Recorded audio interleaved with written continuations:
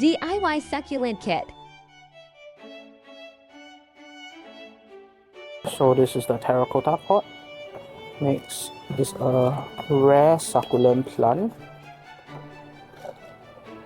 Next is our special succulent soil. Afterwards is our topping stones, which is down here. Then it is the lacquer balls.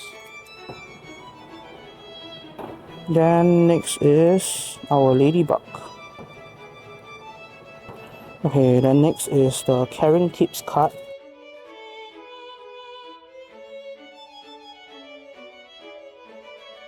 And next is our potting tutorial card, which is here. Next is our carbondasium, which is this. It's a fungicide. And the last one, sometimes we'll have extra goodies in here.